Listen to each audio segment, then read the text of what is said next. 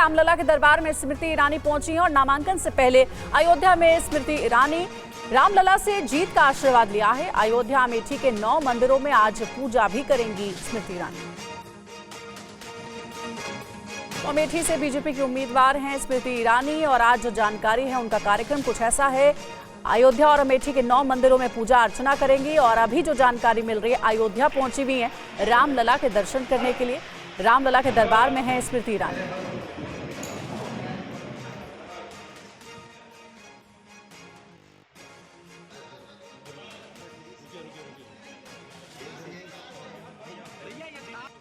आज मैं अपने आप को भाग्यशाली समझती हूँ कि एक ऐसे युग में जन्मी जिसने हमारे लाला को टेंट से भव्य मंदिर में भव्य समारोह में प्रतिष्ठित होते देखा।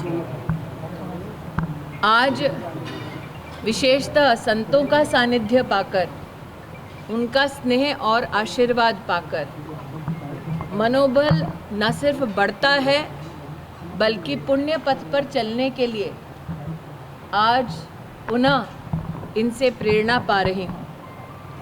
श्री रामलला के चरणों में राष्ट्र की प्रगति, प्रधान सेवक के अच्छे स्वास्थ्य और भारत के वैभव की प्रार्थना कर और इस पूरे कार्यक्रम पर देखिए हमारे सहयोगी पंकज झा की एक रिपोर्ट।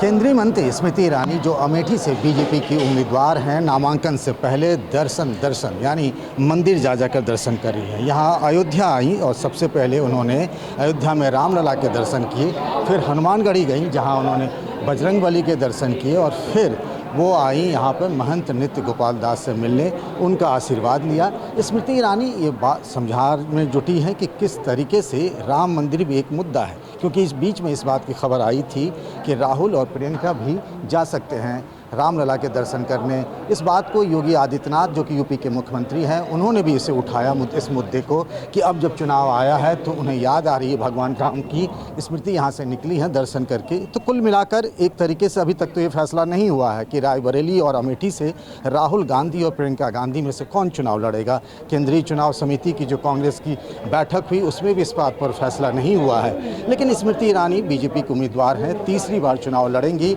और नामांकन से पहले एक तरीके से फिर से वो हिंदुत्व जो एक तरीके से प्रधानमंत्री नरेंद्र मोदी भी मंगलसूत्र और कांग्रेस के न्याय पत्र को जिस तरीके से वो पेश कर रहे हैं कि किस तरीके से मुसलमानों के बीच संपत्ति का बंटवारा होगा। योगी आदित्यनाथ शरीयत लॉ की बात कर रहे हैं और इस तरीके से पूरे माहौल को गरमाने की कोशिश की जा रही है। और उससे पहले भी रामलला के दर्शन कर एक तरीके से स्मृति ईरानी राहुल और प्रियंका को चुनौती देने में जुटी।